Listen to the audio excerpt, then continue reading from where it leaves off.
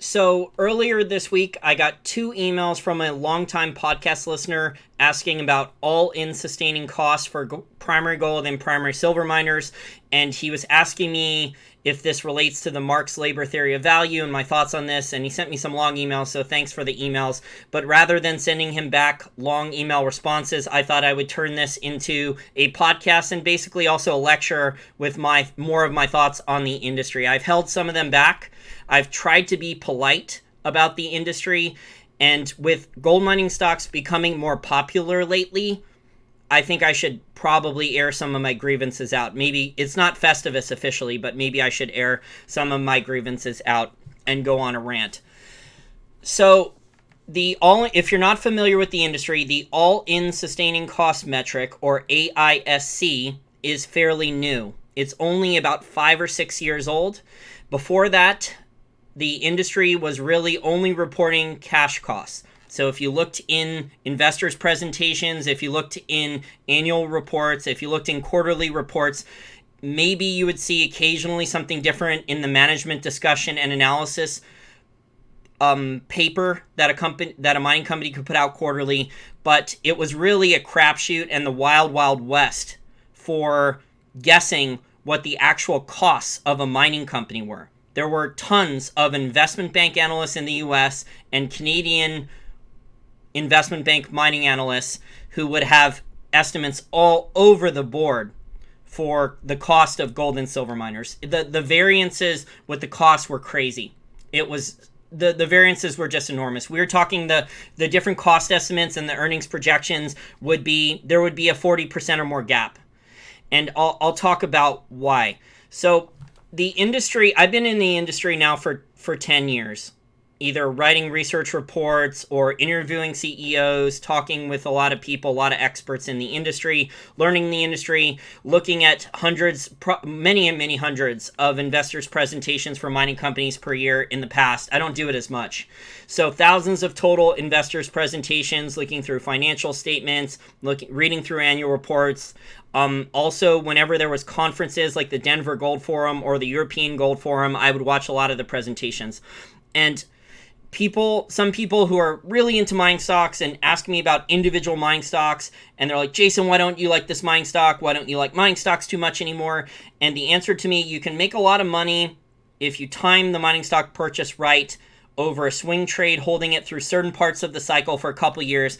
But knowing what I know about the mining industry and how even with the all-in sustaining cost metric, that it still is not as accurate as it should be. And this is why I'm going to do this podcast lecture. The all-in sustaining cost metric, it is an enormous improvement from the cash cost metric.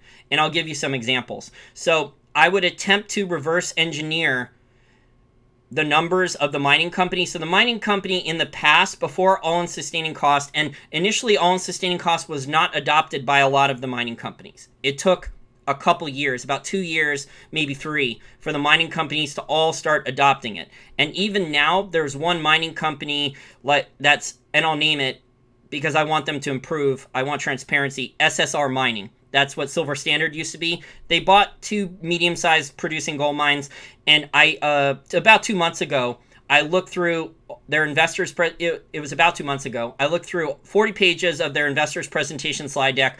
I looked through their annual reports. I looked through their quarterly reports, and there was no mention whatsoever of their all-in sustaining cost metric. It was intentionally not mentioned. Their cash costs and lowered cash costs in their gold production was mentioned in their investors presentation 6 or 7 times. No mention whatsoever, even in the footnotes, of their all-in sustaining cost. The only place that their all-in sustaining cost metric was mentioned was in their management discussion and analysis for Q1 of 2019.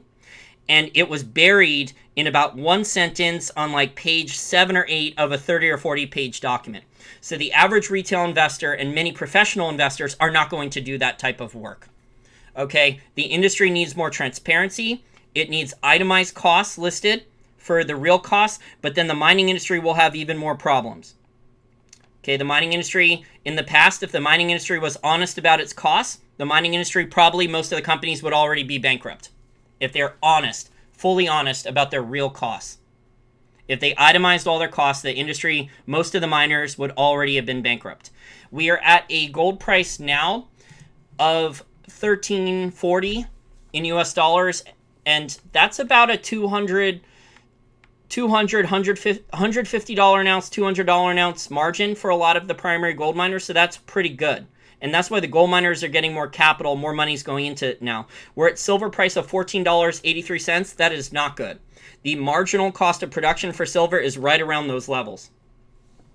So the mining industry, primary gold, primary silver, until the all-in sustaining cost metric was adopted 5 or 6 years ago, when I would reverse engineer and run the numbers with the earnings announcements and the operating cash flow and try to backward reverse engineer what their real costs were, because the mining company would come out and say our cash costs were $500 an ounce, right? And then you'd see, even with the gold price at $1,600, the mining company would bomb earnings. The earnings would be horrible. There would be little earnings, or it would be a loss. And I would be like, what the heck is going on here? This doesn't make any sense. And the estimates, the research reports for the Canadian Investment Bank analysts, they were over the map too. There was enormous variances. So what I figured out by looking at all these different companies was these companies were basically legally allowed to get away with drastically underreporting their real costs. And to a certain extent, and I've covered this in the last year or two, I've done videos going through Barrick Gold's all-in sustaining costs and showing discrepancies. Barrick Gold, I think a year ago, was claiming that their all-in sustaining costs were high $700, mid $800 an ounce gold. And I showed you guys the audio. There was audio problems on the video. I had the audio too low, but I showed you the real numbers matching their financials. Their real all-in sustaining costs were really close to $1,100 an ounce, $1,150. Okay, so right now, they're still not with all the primary gold miners and silver miners, but a good amount of them, there's still about a 20 to 30% discrepancy between their real costs and their all-in sustaining costs. So the all-in sustaining cost metric is a big improvement compared to how things used to be, but in the past, there was blatant fraud.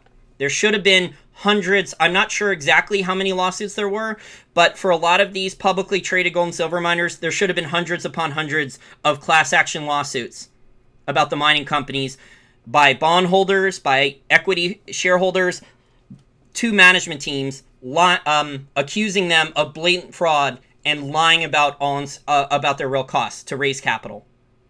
Okay, and in the past, the cash costs were so misreported that I would run the numbers on some of these mining companies, and their real costs versus what they're reporting with their cash costs. Some of these companies were underestimating their costs as much as up to 70 or 75%. Okay, now that wasn't every company, but most of the mining companies in the past, when they only had to report cash costs, they were underreporting their costs. The majority of companies was underreporting their costs by 40% to 2/3. Drastic underreporting of costs. So, and some of these CEOs are still there. The Hecla CEO was still there. Hopefully he won't be too much longer. Hopefully he will be gone soon. Hopefully if Hecla goes through prepackaged bankruptcy, hopefully he will be gone. Okay, there should be, to force more transparency, to force an itemized cost list, there should be shareholder lawsuits, bondholder lawsuits against management. We want transparency in the industry. We want itemized cost lists. But then the management teams can't act like they're profitable. Then the management teams can't raise capital. Then the management teams can't pay themselves high salaries. Then the management teams can't collect options and bonuses and stay at the company. They would have been gone already. A lot of these miners would have already been bankrupt. And if you guys want to see how bad this is in another industry, I encourage you. It's under 4-hour audiobook. It came out last year. It's called Saudi America: The Truth About Fracking and How It's Changing the World by Bethany McLean. And that's available on Audible audiobook. And the oil industry, which is much larger than gold mining, much larger than silver mining, is going through very similar problems right now to what the gold mining industry is. So the oil industry, especially the frackers, have been drastically lying about a lot of things, blatant fraud. And there's tons and tons of shareholder lawsuits. It's talked about in the book. And David Einhorn and other short sellers, they went back and they compared investors' presentations from these shale oil companies of their costs versus the financial statements and showed enormous discrepancies. On top of that, they also showed that some of these oil companies were overstating their reserves tenfold. So in investors' presentations, whether that was a slide deck, a PowerPoint, that was officially endorsed by the company's corporate lawyers and management, and their annual reports and all these reports, right, that the company released on their website. And then when the company went to conferences with potential shareholders or investment bankers to raise capital, they would show a certain amount of a slide deck presentations with their cost projections. But their SEC filings were enormously different than their real stuff. So David Einhorn and other, activist investors or short sellers went back and they showed just enormous discrepancies in a lot of these shale oil producers. Some of these shale oil producers, not all of them, but some of them were overstating. They would say that maybe they had 50 million barrels of, they would say that they had like 10 billion barrels of oil reserves, right?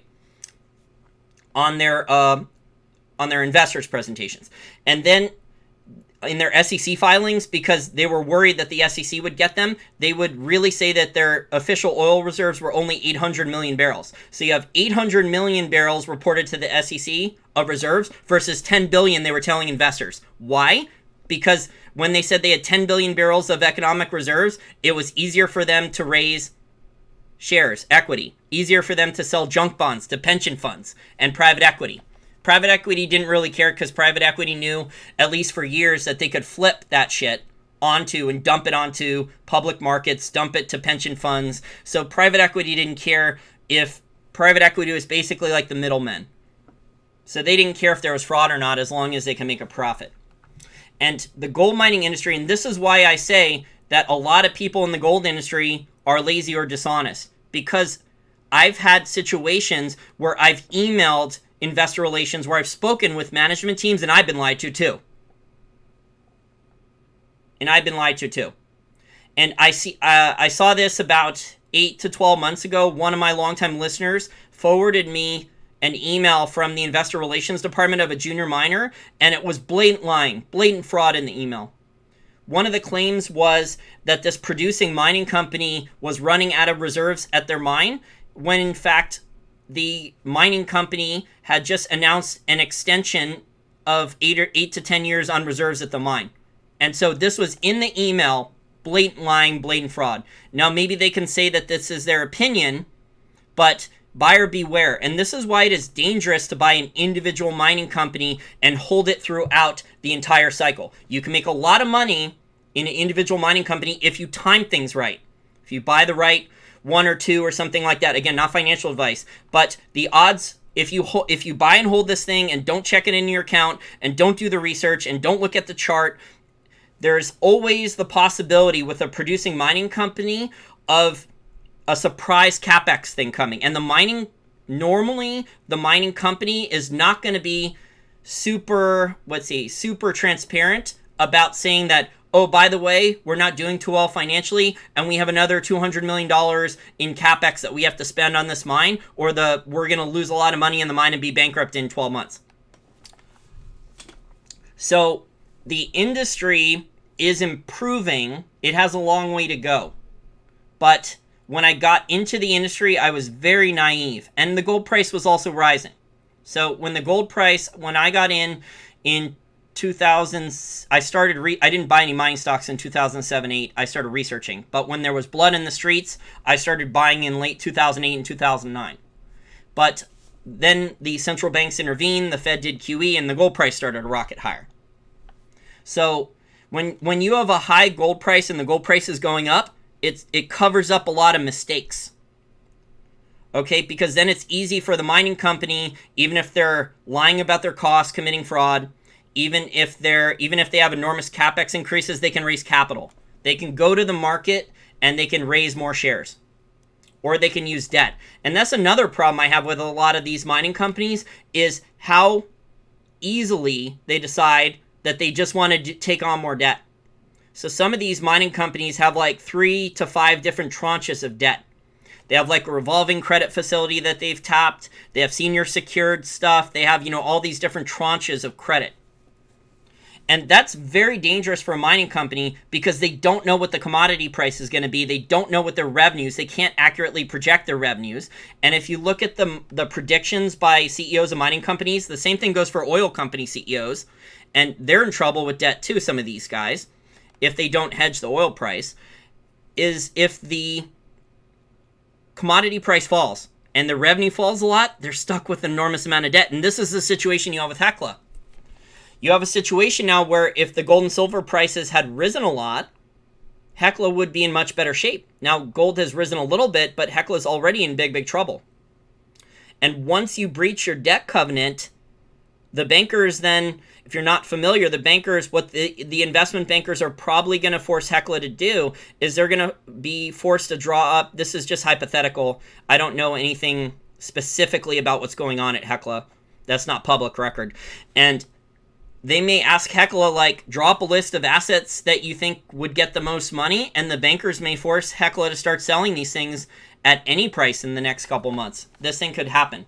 So the gold and silver mining industry, there's 3 major problems, like I said, to summarize things, if you don't want to gain anything else, and why it's dangerous to buy individual mining stocks. Number 1, in the past, the gold mining industry, for a very long time, most of the miners were drastically underreporting their costs by 40 to 65%, 66%. Okay, some of them, there were extreme cases that were 70, 75% underreporting their costs. Now, with all-in sustaining costs, a lot of the miners are still underreporting their costs by about 20 or 30%. So it is improved. It has to get better, though. Number 2, you have unexpected bad CapEx surprises. Capital expenditure or CapEx surprises, where in order to maintain the mine, all of a sudden there's an extra. If it's a smaller mine, 50 million. If it's a medium-sized mine, 100 million to 200 million. If it's a larger mine, you're looking at 400 million to 800 million dollars, sometimes even more than that, of a surprise investment to make the investment into the mine to lower the costs further, or optimize the mine, or something at the mine broke. So individual mine stocks have enormous amounts of problems. And I've shown in the past that the all-in sustaining cost of a company that they put out in their investor document does not match their financial statements. And I've showed that with screenshots. I did that with 3 of the silver miners about a year ago, maybe 18 months ago. I did that with Barrick Gold. Whereas like most of the Seeking Alpha article writers were talking about how Barrick Gold was the best investment. They had cut their costs down to $800. Their financial statements look good. And then Barrick Gold went and did that dumb acquisition, the merger with Randgold Resources, and gave themselves even more operational problems. They were having problems at their mines already. I showed the discrepancy between Barrick Gold listing their all-in sustaining costs versus what their financial statements, and I reverse engineered it, ran the numbers myself, and showed that Barrick Gold's real costs were around like $1,100 an ounce, not $800. Just because Hecla may be a trade, Hecla in the short term can go up. If I was the Hecla, this is hypothetical, if I was the Hecla mining CEO, I'd be diluting like crazy every time the stock price went up. So at some point, you're going to see massive, massive dilution for 100 million, maybe even more. You're going to see that with a lot of these miners because a lot of them have wanted to dilute and sell equity. So I turn this into a little bit of a lecture, but the all-in sustaining, if you're not familiar with all-in sustaining costs and you don't subscribe to a paid newsletter that does it for you, and you don't read Canadian Investment Bank research on going through the balance sheet and costs and things like that, and you're buying an individual mining stock, you better have an exit plan. This is not financial advice, but you better have an exit plan in case something is screwed up where management loses control of the costs, or it's come out that they're drastically underreporting the costs. So management says that the all-in sustaining cost is $900 an ounce, right? But then they have an absolutely horrendous earnings. Because at $13.30 gold, or whatever we're at now, I said it earlier, $13.40 gold, right? If management has $900 or $1,000 an ounce all-in sustaining cost gold, they should have good margins. and then you see in the earnings report that it's the last couple quarters are bad, that would be red flags unless management has a really good explanation for it.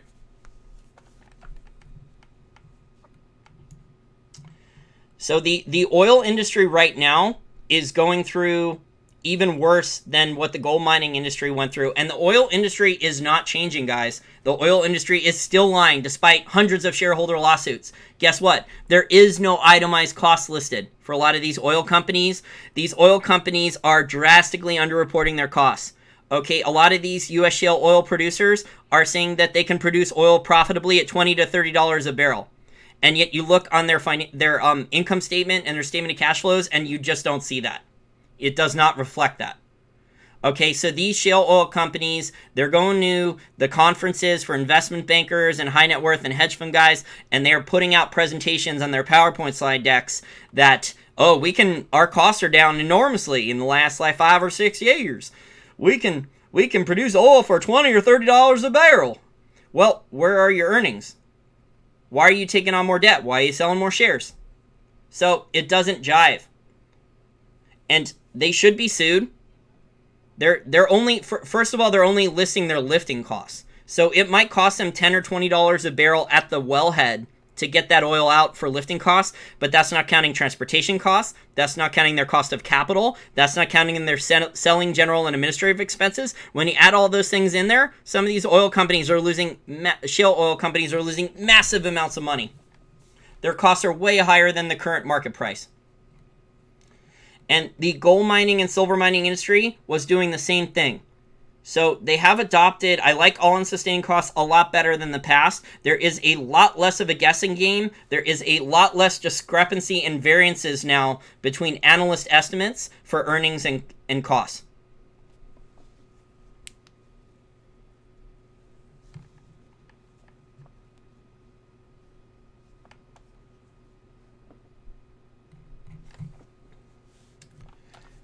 So it is very frustrating to still see this going on.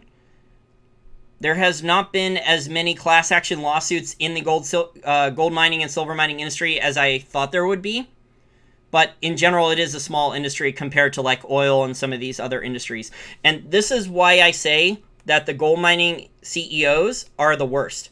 And then on top of that, the other examples are, there's been, since 2010, there's been different estimates, but about $80 billion written off in bad deals. A lot of the bad mergers and acquisitions were done at the top of the market. Barrick Gold even paid billions of dollars for a copper miner. That was, I think, $6 or $7 billion. The whole thing was written off. So just an enormous amount of money that was written off at the top of the market. And on top of this, the miners, the share prices of the miners went up hundreds of %, but their fundamentals, the operational business, their earnings, their free cash flow, did not match what the gold price was. So when the gold price was going up to as high as $1,900 in September of 2011, you would think that the primary gold miners would have made fortunes mining gold. But guess what? Their costs rose. Actually, a lot of, not every miner, but a lot of the miners, their costs rose faster than the metals prices. So their margins collapsed. So they were making money, but they were making nowhere near the amount of money that they should have. And this is poor management. So if the management wouldn't have tried to bring on more and more higher cost marginal gold mines with a higher gold price, if they would have been more careful about maintaining margins, realizing that maybe the gold price going up to 1900 wasn't as sustainable, if they wouldn't have tried to be as aggressive and do deals at the top of the market with debt and equity, then maybe things would have turned out better. So if the mining company would have just kept its low cost, best margin mines online, when gold price was going to 1900, they could have generated a lot more free cash flow. And then they could have had cash in the bank when the bear market started. And then maybe they could have started doing some acquisitions. And the mining industry CEOs just do not know how to use debt properly. And I just interviewed Brent Johnson yesterday, and I'll have to do a little bit of editing before I release an interview either later today or tomorrow. But he was talking about how basically most of these primary gold and primary silver miners would have went bankrupt already without debt. So in my opinion, they should have used almost very little debt in the first place. If they're going to use debt, they need to focus then on making a strategic acquisition, maybe for a cash flow, and then pay off the debt. But that's not what these mining companies are doing for the last 10 years. They've been doing it for longer than that, but it's just gotten worse in the last 10 years. Their debt to equity ratios, a lot of them are pretty horrible still. So just because a miner right now says that their all-in sustaining cost is $1,000, you got to look at their financial statements to see if that matches. So if they're producing 500,000 ounces of gold and they have $1,000 all-in sustaining cost right now, they should have at least $300 per ounce in margin, in free cash flow margin. Which means the math should be easy. It should be total number of gold ounces produced per year times that $300 per ounce cash flow margin, and that should be how much free cash flow they have. And if they don't have anywhere near that, then there's a red flag.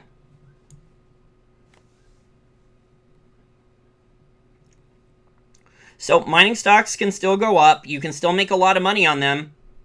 You just have to be careful. And if you buy and hold these things and don't check your account, and you check 5 or 6 years later, you're going to potentially end up like something that happened with Hecla. There's a longer list of smaller miners that have gone bust, but I'm picking on Hecla because Hecla is over 100 years old. You'd think that they would know better. They've been through bull markets. They've been through bear markets. They've been through sideways markets. It's not like they're a new mining company. You'd think that they would know better.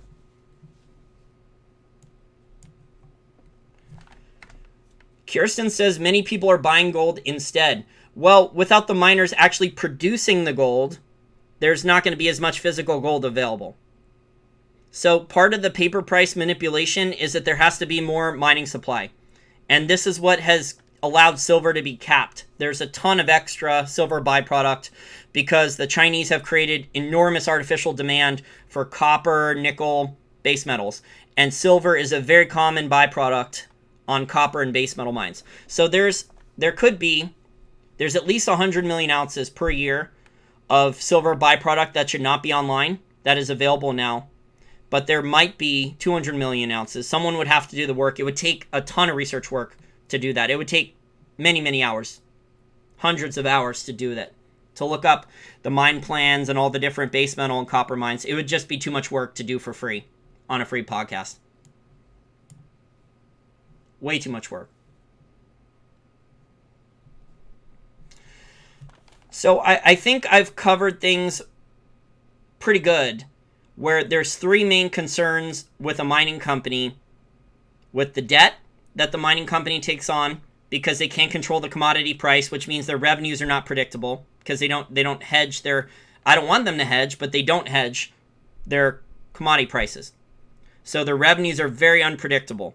And then when you take debt on in a bear market, you can get bankrupt very easily because the bear market lasts longer than you stay solvent. And that's the situation with Hecla. Hecla over-leveraged their balance sheet. Maybe they get rid of the debt with share dilution and a reverse stock split, but then they still have to fix the production problems at the mines that they have problems at, and that's going to require a lot of capex. That's two big problems that Hecla has to fix in a short amount of time. So do they have the resources and do they have the time to fix this in time? I don't know. I would not be a long-term bettor on long shares. In the short term, you may be able to get a pop on Hecla, but then you could see a prepackaged bankruptcy or just massive share dilution on Hecla in the next 4 to 6 months. So if gold goes over 1,400, you're going to see not only Hecla, but a lot of these other miners just go right to the share dilution. And then you're going to see some of these miners have 10%, 15%, 20% down in a week or two. Unless the metals price just gold price keeps going crazy higher. But if it doesn't go super higher, you're going to see that share dilution. People are going to start to get worried again.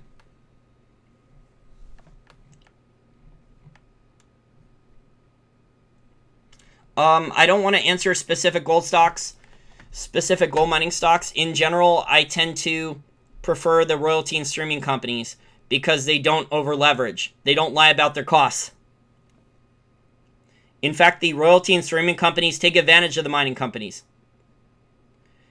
But they can be flexible, though. So if there's a deal that's not making the royalty that's not making the mining company any money anymore, they can just amend the royalty and streaming contract. You saw Franco-Nevada do that with Coeur d'Alene on the Palmarejo gold stream. Franco-Nevada took them to the cleaners in 2009, I think.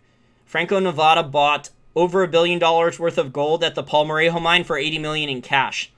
And then I think in 2014, then the gold stream had to be amended because Coeur d'Alene was losing so much money at the mine. But Franco-Nevada has made enormous profits on that deal. They only put $80 million into the deal. I think they got payback in only a couple years.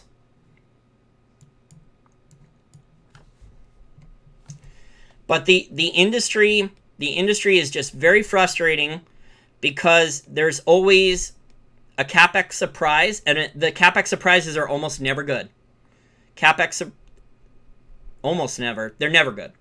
They're never good because there's so much maintenance CapEx that has to go into a mine, or if you want to upgrade the mine and improve recoveries, you have to put a lot of extra capital in. So the average investor, even some of these mining analysts are going to miss this.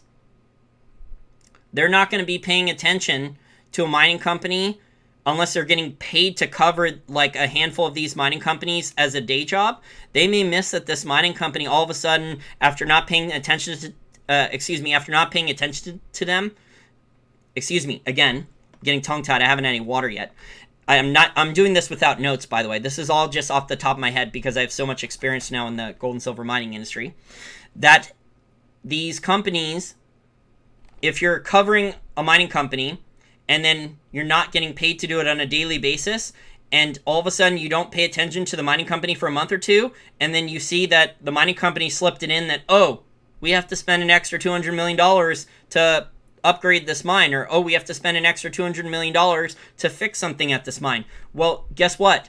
These mines are marginal, some of them. Some of them are very, very marginal, and that $200 million is going to potentially blow through all the company's cash. You saw this with First Majestic Silver. First Majestic Silver had emergency capex expenditures on Santa Elena mine and I think San Dimas, which were their two best mines. And they had always kept $100 million in cash on their balance sheet for years, and they could not go to the market because silver price was doing so bad and raise more equity, or nearly enough. I think they did one small capital raise with equity, but it was nowhere near enough. And they had to put like $60 or $70 million into capex into those two mines to make the investments to lower the costs at the mines, so those mines could be generating free cash flow again. And First Majestic Silver, all of a sudden their cash balance then went from $100 million, which they had always kept it at, down to I think below 50 temporarily. It seems that First Majestic Silver now is in better shape, but it was a really dangerous situation for them for about 12 months. If that mining upgrade was not executed on time and on budget, let's say there was another $70 million or $100 million needed, that they had underestimated the costs, and there was problems with construction, getting the mine back into production at the normal production levels and getting the costs lower, would have been horrible. So these are the bad surprises and the dangers of the industry. And the industry is fraught with them. And the CEOs in general, a lot of them are not honest. You go ahead and email investor relations and ask them to put out a list of itemized all-in sustaining cost lists. I don't think you'll get it.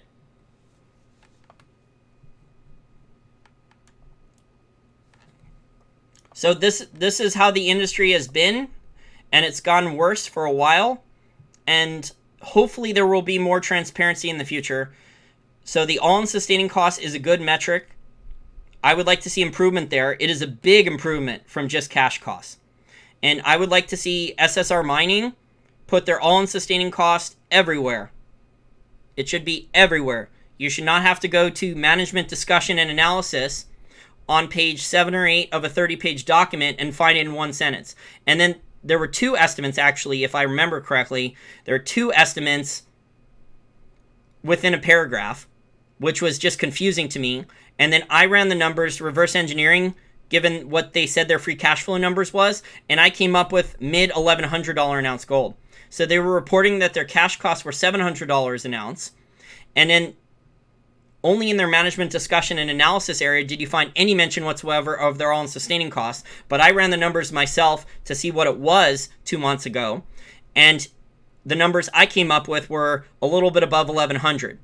So the average investor is not going to do this. And then if the company gets problems with their mines or costs go out of control, then they're going to wonder why the company just raised money when they're telling everyone in all their investors' presentations and public documents that their costs are 700.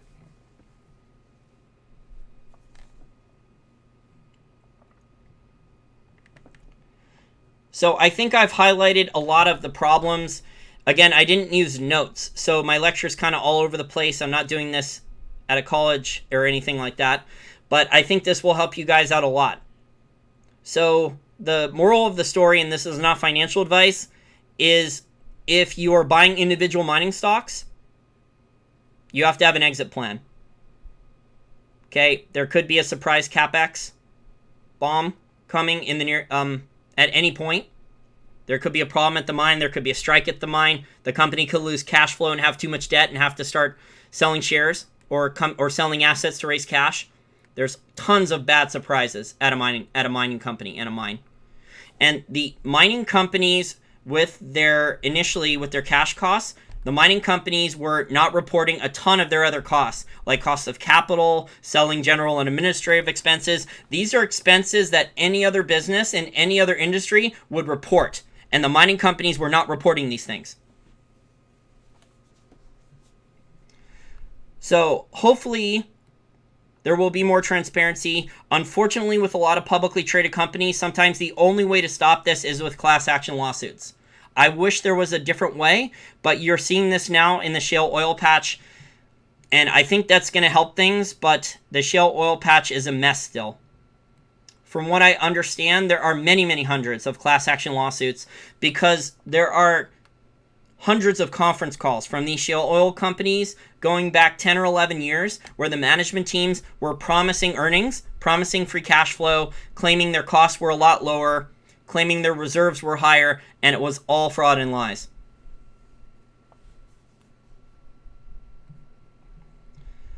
Okay, guys, well, I think I covered everything I wanted to. I may have missed a couple of examples, but I think I got through everything.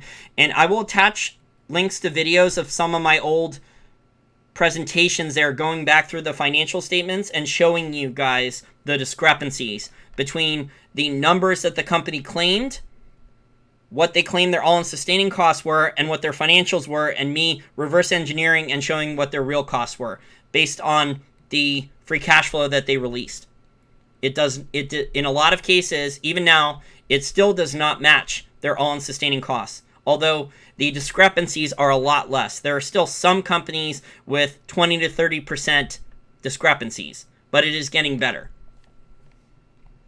Okay, bye for now, and I will work on getting that Brent Johnson interview edited and up either later today or tomorrow. Everyone have a nice weekend, and hopefully I will be able to see my friends visiting from New Zealand who are in town now. Okay, bye.